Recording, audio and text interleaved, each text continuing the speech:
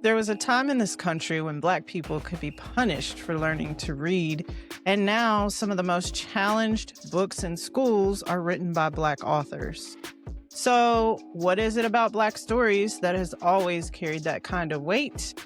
Today, we're talking Black books, Black identity, and why access to our stories has never been neutral. I'm Shannon. And I'm Lisa. And KK's here too. And you're listening to Blacktivities, A celebration of all things Black. Black culture, Black history, Black perspectives, and Black panache. Celebrating our Blackness doesn't mean exclusion. Everybody's invited, but you gotta come in and have a seat. So let the Blacktivities begin.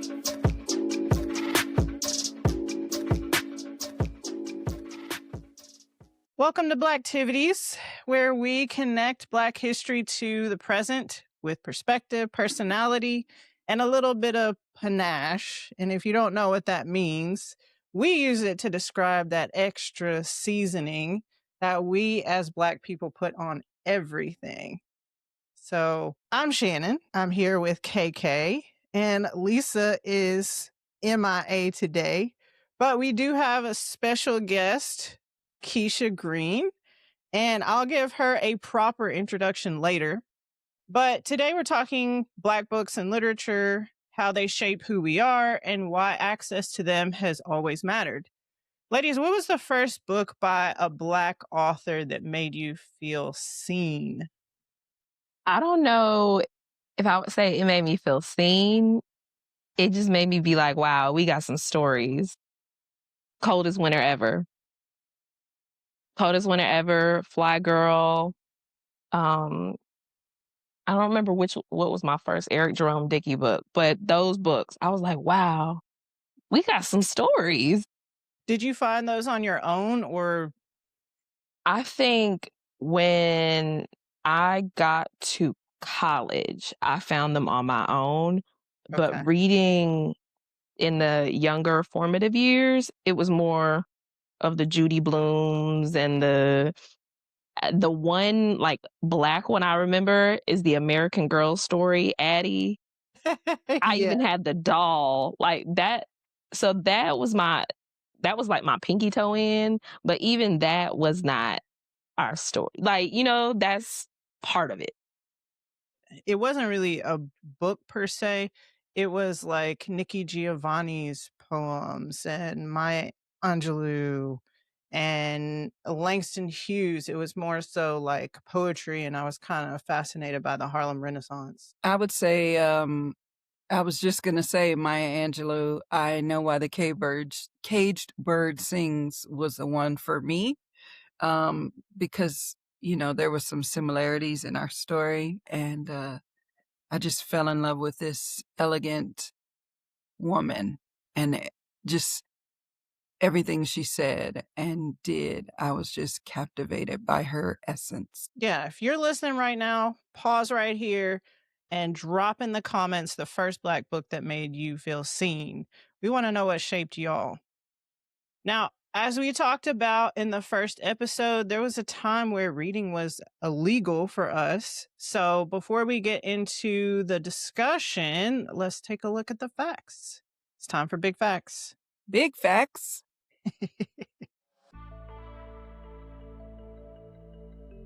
To answer the question, how do Black books shape who we are and why has access always mattered, we have to start with a time when access didn't exist. During slavery, many Southern states passed laws making it illegal for enslaved Black people to learn to read and write. After Nat Turner's rebellion in 1831, states like Virginia and South Carolina strengthened anti-literacy laws. Literacy was viewed as a threat because it allowed access to information, communication, and political ideas. Even with those laws, some enslaved people learned to read. In 1845, Frederick Douglass published Narrative of the Life of Frederick Douglass, documenting slavery from his own lived experience. Harriet Jacobs published her narrative in 1861. Those books did something significant. They preserved firsthand accounts of slavery in a country where most written records were controlled by enslavers. Black literature began as documentation. It recorded history from the inside. After emancipation, Black literacy rates rose quickly. By 1900, more than half of Black Americans were literate. That shift meant more than education. It meant participation in politics, religion, journalism, and publishing. By the 1920s, during the Harlem Renaissance, writers like Langston Hughes and Zora Hurston were publishing poetry and fiction centered on Black life. Their work expanded how Black identity appeared in American literature. Instead of being portrayed through stereotypes, Black characters were complex, regional, educated, spiritual, working class, urban, rural. Literature became a way to define identity from within the community. In the mid-20th century, authors like James Baldwin and Toni Morrison continued that work. Baldwin's essays analyzed race and democracy through the civil rights era. Morrison's novels, including Beloved, examined the long-term psychological and historical impact of slavery. In 1993, Morrison became the first Black woman to win the Nobel Prize in Literature. Across these periods, Black literature served multiple roles. It documented lived experience, it expanded representation in publishing, and it introduced perspectives that were often absent from textbooks or official archives. Research in developmental psychology shows that representation in books and media can influence identity formation, particularly in adolescence. Seeing members of one's racial or cultural group portrayed as central characters rather than background figures can affect belonging and self-concept. In recent years, access to certain books has again become contested. According to PEN America, thousands of book bans have been recorded in U.S. public schools since 2021. A significant number of challenged titles feature Black characters or address race. Frequently challenged books include The Bluest Eye and The Hate U Give. From anti-literacy laws during slavery to contemporary book bans, access to reading has repeatedly been shaped by policy decisions. Historically, Black literature has influenced how history is recorded, and how identity is articulated, and how communities understand themselves within American society. Access to those stories has consistently shaped who is able to participate in cultural memory and how that memory is preserved. And that's big facts. All right. So, Keisha, before we get into this discussion, I want to give you a proper introduction. Keisha is a friend, a sister, a wife, a mom of 3 beautiful sons, and a certified bibliophile. I have never heard that word before.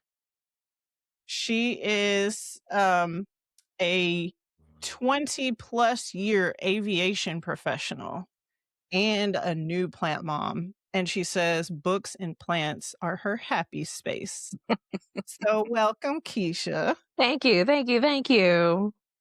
Keisha, I want to know first, how did you fall in love with Black literature? When you said Langston Hughes earlier, I remember my mom bought me this kid's book, and it had all like little short poems in there, and Langston Hughes was one of them in there, and I was just like, so we do stuff, because we're not always seen, So I'm like, we do stuff. Look at us. And then as I got older, the reading, of course, got more mature. And so then it went to the Nikki Giovanni's and the Maya Angelou's. And then it went into the longer stories, the Omar Tyrees and the Sister Soldiers. And then you're like, oh, wow. Like you hear the nitty gritty stories that we have, but then you also have the stories of us making it out, or us doing things that you don't see us doing. And you realize that not only are these stories more vivid, but so is your mind. And I don't know if I would say there's one book that made me fall in love, but it's just knowing that there's more to a story than what you see. And when you read a book, you get a good bit more. And that's why, in my opinion, people always say the book is better. Oh, it is.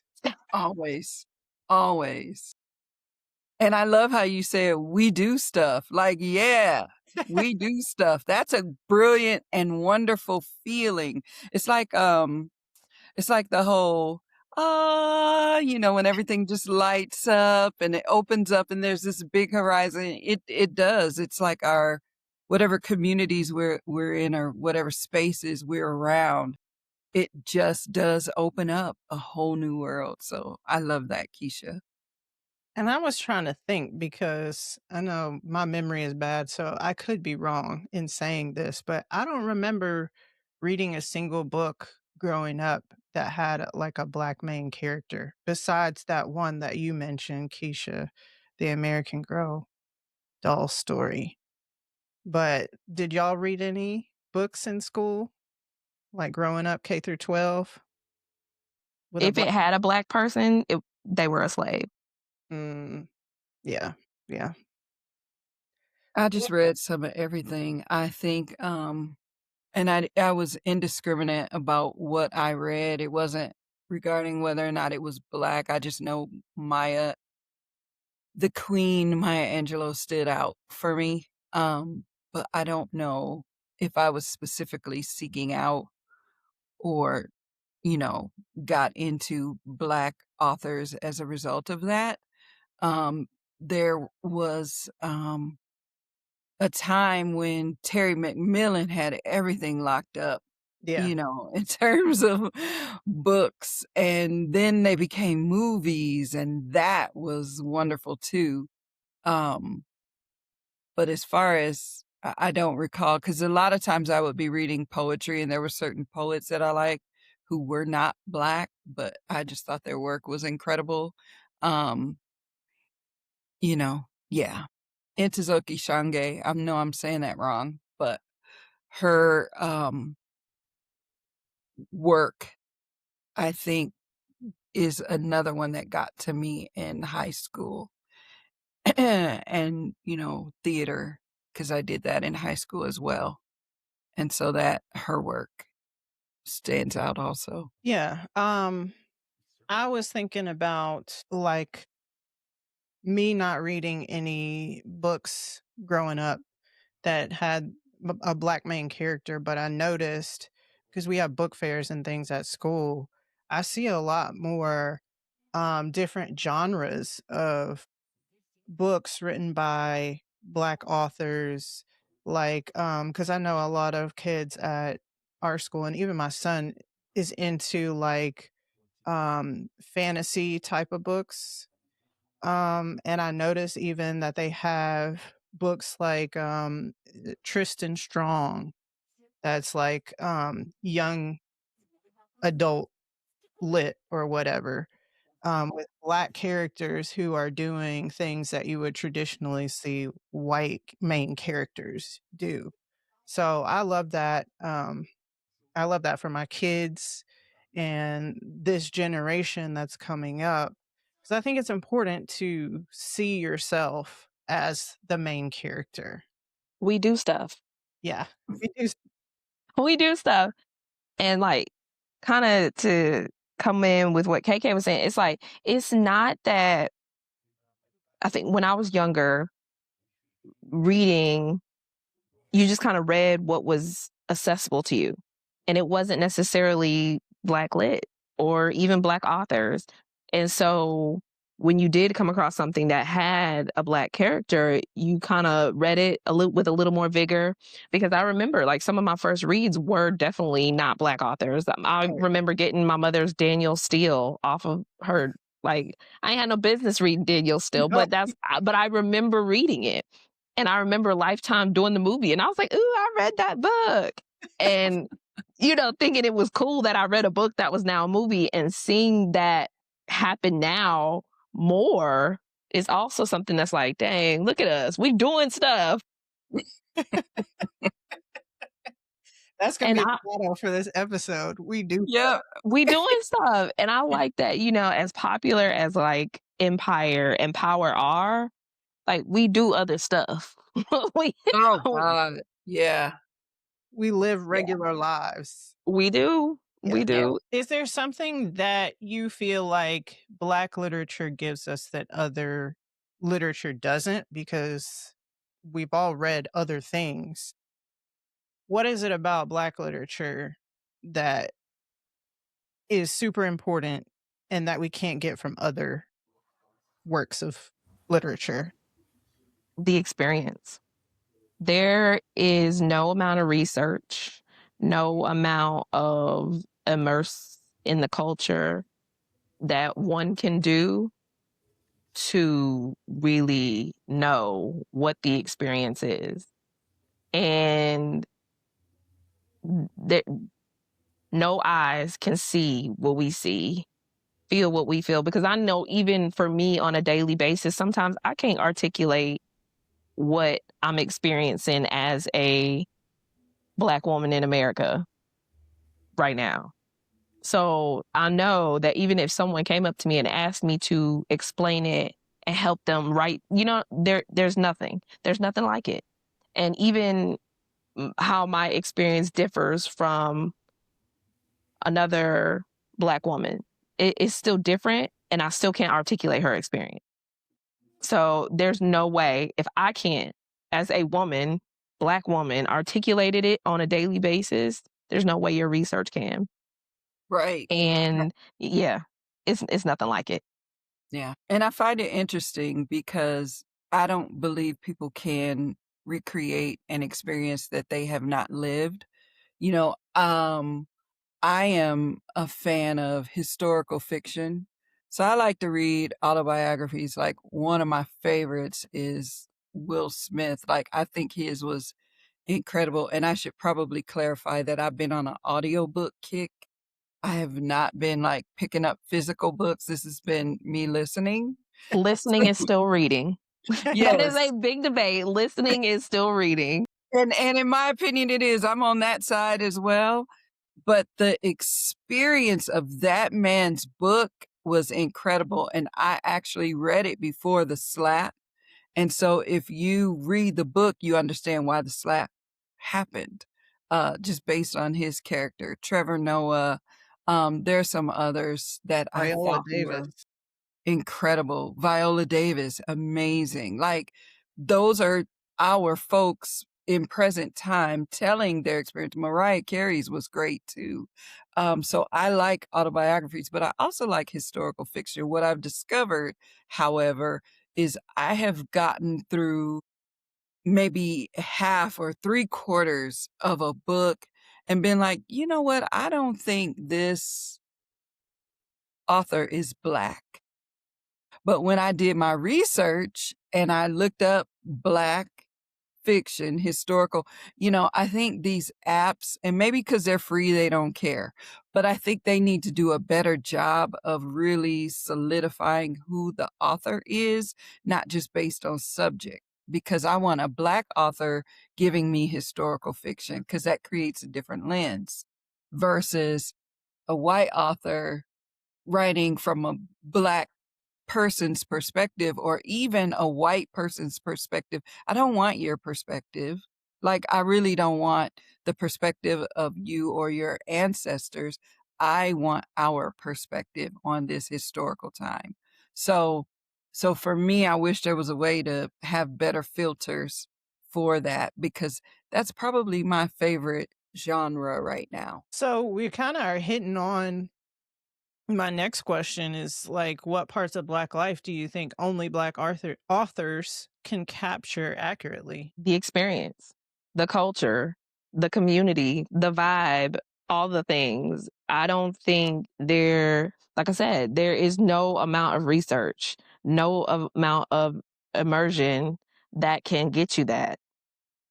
And I remember, I want to say it was the early 2000s. I forget who did the show, but they did a show and they did whiteface and they did blackface. And they painted this white couple Black and sent them out into the world.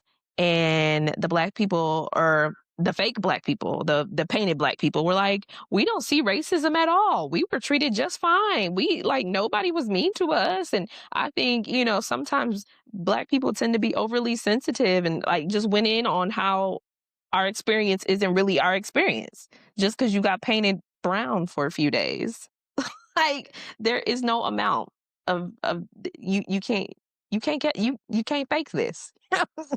And Yep. so I feel like when we don't read our stories however they come, if that's urban fiction, if that's contemporary romance, if that's nonfiction, like whatever it is, if you're not reading it, if you're not trying to learn, you you can't catch it. You can't catch it.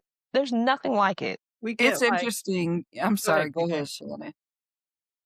I was just going to say it's interesting you brought that up because I think Ice Cube produced that show. Was And I it? don't know how many segments they were, but I know he did something similar. I don't even know. I don't even like, was it a show or was it an hour? I don't remember. I just remember looking at it and watching it and being like, this is stupid. He went in one store and he didn't get racially profiled. So he think racial profiling is not real. Right. Like, you can't fake this. Right. We live this. And even if I don't live it, you know somebody who has lived it. That part. And so you can't fake this. Yeah, I think we get like vultured a lot. Like people take our culture, but even when they take elements of our culture, it still is not the same because they don't have that panache like we talked about. They don't have the soul of it. And so it's still not the same as when we do it. I think there's a difference between that appropriation and when there's also shared culture. There are things that are going to be shared and that's fine. But there are certain things I think we're learning to gatekeep. I think we're learning to gatekeep. Like we really should have kept hip hop. That's a whole nother show. But I think there are things that we're learning to gatekeep and we're starting to do that now in terms of culture. And that's because we sat back from all the stuff that's going on and said, we're good. We're just taking a break right now. And so as a result, I think this ability to hit the reset button has given us an opportunity to think about things like that. And yeah, there's cultural, where you share out certain things, but there's also things that are definitely appropriated. Yeah. To go on your gatekeep, we have to stop inviting everybody to the cookout. Like, stop. Because some of y'all ain't even invited. Right. And then there are things, going back to the original question, like what can we get from Blacklit that we can't? I don't know how a Black person in New York lives. I don't know how a Black person in California lives. I don't know how a Black person in Alaska lives. And I feel like those experiences are only... Now that you can research as a Black person, you can go and research how another Black person lives, but you can't make it up. Because then when someone who is authentic reads it, I'm looking like, what is this? You must have asked ChatGPT. Because, like, come on now, let's be real. You can't fake it. I don't know what life is like in New York. I can go stay up there for a few weeks, a few months, and I can see and I can talk to people up there. But if I'm not Black, my experience up there with what they're doing is not going to be authentic, and it's not going to come across authentic. Stop inviting everybody to the cookout. That's it. That part. Because we said that on the show. Yep. Don't do it. But I love that you brought that up because although there are things that we're not a monolith, we say that all the time too. But there are common threads that are cultural and I think that's what knits us together is those common threads, because I'm not where y'all are, but at the same time, I can be like, oh my God, your hair looks so good. Who did, and have an understanding of what we're discussing, or something that happens in the news, or the fact that so many books are being banned that either tell the truth or talk about our experiences, what we do have in this thread, just with the three of us alone, is that we know good and well the impetus behind the, actions that have led to these bans. And I always say, for people who are listening, for sure, if you have a library, libraries will often put a banned book section up. If there's a school or a university or something like that, and I think you can even find them online. Find out what those banned books are. Buy those books. Buy them for somebody else. Have them for the sake of posterity in your collection. That's we need to think about that. And I love how you have those books in your house. You got 3 kids, and Shan, I know you got 2. I'm sure you got books in the house. I share this story because my it's something that formed me as a poet, as a person who was like, I'm gonna grow up and be a writer. I remember being little, and one of the things that my parents did was they made sure we had encyclopedias in the house, and they made sure we had random books and Highlights magazine. Y'all probably don't even remember. I do remember Highlights. Okay. But Highlights fed into that. Like, soon as the Highlights got in there, I'm like all in it, right? And in addition to that, because this is one thing that people don't go over other people's houses and do that stuff anymore. I would go over to my aunt or my uncle's house, and they had books similar to where you're sitting right now. And I would look through those books, and every time I visit, I could finish a book by our visits on the weekend to my aunt or uncle's house. Or I could read a magazine over there, or I could start. But books were always accessible to me. And taking away that accessibility would have meant my life would have taken a whole different trajectory. But because we had family who had books in the house, books in front of your face, and they encouraged you to read. When my uncle passed in 2019, he was like, well, I got stuff over here. What do you want? I said, I want your Khalil Gibran books. Because when I was a little girl, I would go to my grandma's house. My uncle would be there, and he would be reading Khalil Gibran, and I picked up those books. That's the kind of stuff that impacts forever. And I can only imagine. I feel like I need to reach through the screen and start looking at your titles right now. Now, don't get me wrong. I read, but I also read. I know that's right. But yeah, that's just a little, sharing of my history with books. And I'm just curious, when did reading become a part of the fabric of who you are? Wow. I'm curious. That is a great question. And it's kind of like super deep too, because who are we really until we know? Because in your 20s, you kind of just like, what, and you're young and you're doing these young things. And I think maybe I was still reading, maybe not. I was fresh in my career. So I definitely wasn't trying to read after coming out of college. What? Read for what? And then marriage and kids, and who are you really then? And I think once I hit a certain age that we won't say, I started realizing I can't do for anybody else until I do for me first.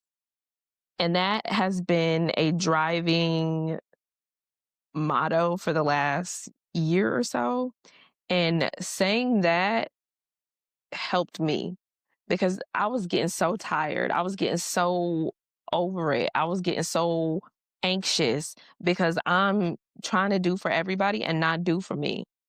And when I finally started doing for me, and that was buying all the plants that I have no idea how to keep up with, but I'm trying, getting all these books, finding time to do something that made me happy made it easier for me to do for others. And when I want to say last year, I was reading, but last year I kicked it into overdrive. I started going to all the book fests. I started buying all the books, because what you don't read in that Kindle fine print is that your book is a lease. So if they ever decide that they want to ban the books and give no more access to the books, they can take it from your Kindle. And it can no longer be yours because you are leasing a copy of that book. So then I started going back and buying all my favorite books. I started buying all the books that I think we needed to have in the house. And in doing that, I realized, we doing stuff. We really out here doing stuff. We are poets. We are billionaires. We are construction moguls. We are doing stuff, and it's not just selling drugs. Right. So I think I really, really fell in love with reading during COVID, when we had nothing else to do but figure out who we were. I love that. And I was like, okay, so what we doing? And diving into these worlds of these authors, like, I'm reading this stuff and I'm like, are they okay? Do we need to send, because how did you do that? And this is not a writer's room. This is one person with editors, if they have the resources. But sometimes, especially with these indie authors, they don't necessarily have the resources to get editors, to get multiple editors, to get multiple eyes on the piece, to make sure that it is of top tier quality. How did you do that? Some days I have trouble putting two sentences together, and just finding these stories, and then finding myself, or bits of myself in these stories, and seeing that you can overcome, you can grow, you can learn, you can change. And that was my love, black romance. When I would read and see myself in some of these main characters, and see some of the silly things they were doing, and know that I did some of these silly things, like, yeesh. But, she found her Prince Charming. So, there's just so many possibilities when you pick up a book. Lamar. I did not appreciate him enough on Reading Rainbow. Because all you got to do is take a look. It's in any book. Take a look in a book. And now we got Michael Threats. Is it Threats or Threats? I don't know how to pronounce it, though. I know, yeah. But I love how he not only encourages book reading in his time on Reading Rainbow, he's also shared very openly his mental health struggles, but he still keeps going. And that in and of itself is encouraging too. So yeah, take a look in a book. Keisha, is Black romance your genre of choice? It depends on the day. Okay. But it is my it's my primary go-to, and in some ways I consider it Black fantasy. Because your man ain't gonna do all the things that this man in this book just did. Come on, let's be honest. Let's be real. He might be Prince Charming for the first year, maybe two, if we look. He gon' fart, and he gon' poop, and it's gonna stink, and y'all gonna argue. These are things that are going to happen. And I think that, to me, has always been the funniest thing. Is they talk about these couples being married and being together all the time. So you done smelt his stuff, right? Because it ain't gonna work if you don't smell it first. You gotta know how. But yeah, I enjoy Black romance because, again, it gives us a look at what is possible. If we heal, we can be these perfect people in this perfect story, but we have to do the work. And whatever that looks like, if that means you finding therapy in a book, finding therapy in a real person, whatever you have to do to get to where you're happy, we can live happily ever after. Maybe. Yep. We can. And I have a Not all piece about about struggle. that. Yeah. Yeah. That's the whole conversation in the book world. Can we get some stuff that's not struggle love?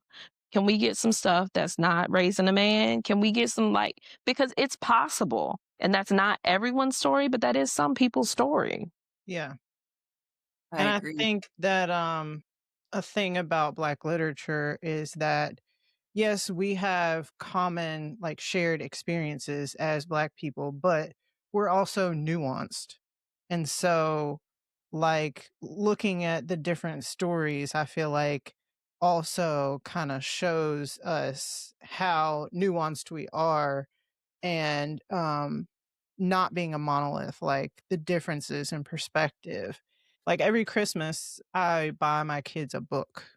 And typically, I try to find a book that has a Black main character. And we are middle class. So if I can find a story of a Black middle class kid, I want you to read this because you can see yourself in it and you can see representation is so important. It When I really is. Oh, sorry. When I made it a point to buy my kids stories, I made it a point to buy if it had people on the cover, it had to be at least somebody brown on there. If there were people on the cover and nobody was brown, I was not getting it. Um, if it's if it had to either have animals or somebody brown. That was the criteria, and that's still what we have. And it's to the point now where my family's starting to notice, and they're starting to do the same things. And like you said, it's representation. I want them to see that we do things. They have options. The world is literally theirs. But if they don't see it, they're not going to know. And they're going to think that that one thing is the norm. And that one thing is all that's possible. And that's just not the case. So I'm trying to show them now we do things. Yeah, my little girl, she used to love this book. I don't remember what it's called. It might be called Don't Touch My Hair or something like that. But she used It's to back love. there. You want me to go get it? Oh, you got. Yeah, she used to love that book. Don't Touch My Hair. And there was another one I saw because I think we talked about this on the last episode. I'm noticing that my daughter is very creative. She loves art. And so there was another book that I got her that showed a little Black girl that was being creative and she was basically painting her story in it. And she loved that one too. It was celebrating that. Keisha, I was going to ask you to give us some book suggestions so that our audience has somewhere to start. If you haven't been reading Blacklit, what are some titles that are your favorites that you've read so far? The first thing I have to say for anybody who wants to start reading is you got to find what you enjoy. What do you like to read? If you don't like romance, like rom-coms, you're not going to like contemporary romance. If you don't like mysteries, you're not going to like a mystery if you read it. So you got to figure out what you like. Psychological thrillers. And the thing too that makes me so passionate about Blacklit is that for every author out, for every genre, there is a Black author that wrote there's something in that genre that a Black author wrote. And I make it a point for myself and my family to practice co-op as often as we possibly can, to spend our Black dollars with as many Black businesses as we can. And a lot of Black authors are independent. There are a lot of them now that are getting traditional publishing deals. So it's going to be a little bit easier to find them, but a lot of them are independent. So they're selling them out of their homes, out of their own warehouses, out of their own businesses. So to buy from them directly is always a plus. But favorites from certain genres, for your psychological mysteries, S.A. Cosby is a good author for that one. Let's see. Contemporary romance, Takira Allen. She is one of my absolute favorites. She has the first book I ever read by her was Last Stop from Innocence. It's set in like the 90s. And she absolutely captures what it was to walk around with a Discman clipped to your belt, the headphones on, being in the moment, the summer heat, doing block parties. That book was a good one. I recently read a book that made me laugh, which was kind of weird because it was like a murder mystery book. It reminded me of Murder, She Wrote. Y'all remember that old show? Mm-hmm. If she was like a black diner owner, like the banter in it was just like I'm watching a Hallmark special of Murder, She Wrote, but it was called Savvy Summers and the Sweet Potato Crimes. I love that. And I finished it and I was like, oh, that was cute. But was it supposed to be cute because it was a murder mystery? But it was cute. And it was as fluffy as a murder mystery could be. And I was like, you know what? That was cute. That was cute. And so depending on what you want to read, because it's called being a mood reader. If you don't want to read a murder mystery and you're not about suspense, you're not going to want to read it. If you think that romance is not where you want to spend your time, reading a romance is going to make you roll your eyes. So, I mean, it really depends on what you want to read. There's a book now that's become so popular. It's called The Secret World of Maggie Gray. And it's more like magical, but it takes place on like an HBCU. And she's getting her traditional release this week, I think. And she's having a big release party at Barnes and Noble here in the Atlanta area. And I remember reading that book when she released it as an indie author. And to see where she's come from, this indie author who just did it alone with no real editor, to getting the traditionally published deal with an editor. I'm like, see, this is the stuff. This is the stuff. That is. It's almost like, it sounds like fantasy. Would you call it fantasy? The book? Yeah, definitely. Absolutely. Absolutely touch of fantasy, because it's that magical aspect that Harry Potter gave everybody, but make it black at a HBCU, that kind of thing. And like I said, to read it when she first released it, and then to see all the hype and all the exposure she's getting now, I love that. And there's a couple other authors who are getting traditional deals now for books that they've released years ago. So what you want to read really depends on what you like. And the thing about reading that a lot of people sometimes forget is that it's art. Mm-hmm. Reading is literature. It's all art. So art is subjective. There are going to be things that I will rave about and say it's my absolute favorite that you could read and be like, that's it. Yeah. And vice versa. It's art. I have not even scratched the surface, so I'm going to have to look up some of these titles.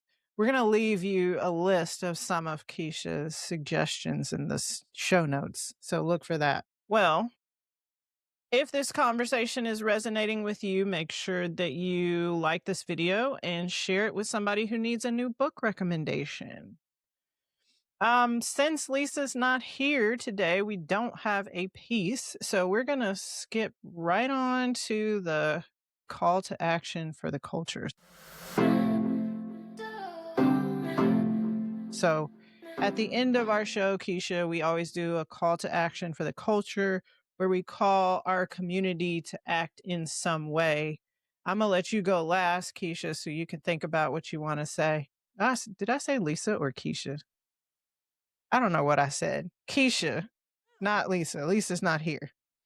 Y'all, I think I'm starting perimenopause and my brain does not work. Okay, so just excuse my blunders because the wheels don't turn like they're supposed to right now.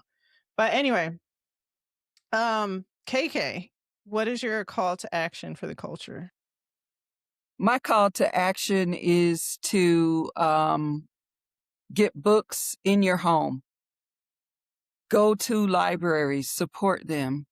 Buy books and buy banned books.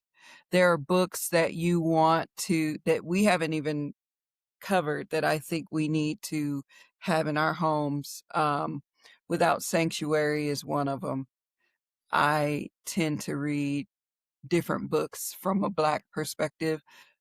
So Without Sanctuary is one.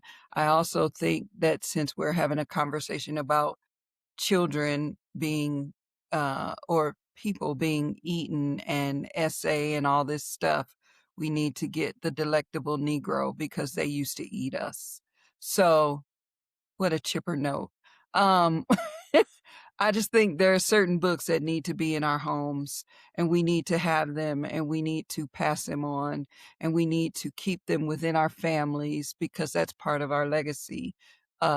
Without this information, it is lost, and the goal is to remove our information and education from our homes. And so we need to do everything possible, including getting books and literature in front of our children at the earliest ages possible. So get the books, get them in your home, support the libraries, support small bookstores, support folks who are supporting keeping these books in circulation. That's my call to action. Absolutely. Research shows you need to start the kids reading from the very beginning. That's going to set them up for success. Well, I'm calling the culture to find Black books for your kids. I try to make it a point to buy books that have the Black main characters, like I said, because I think that representation is so important, especially at the ages that my kids are, elementary and middle school. They're kind of figuring out things about life and who they are. So I think that when you buy books for your kids, well, if you don't buy books for your kids, buy books for your kids. And then when you buy books for your kids, make sure to include some with Black main characters. Not that they can't read other things, they should read other things, but they still need to see that they can have main character energy too. Also, when you buy a book by a Black author, you're supporting a Black creative. So that's important too. Keisha, what's your call to action? My call to action is free. Get a library card. Get a library card. It is so important to not only support your local libraries, but to get that library card. It, especially with libraries going, they're going digital now.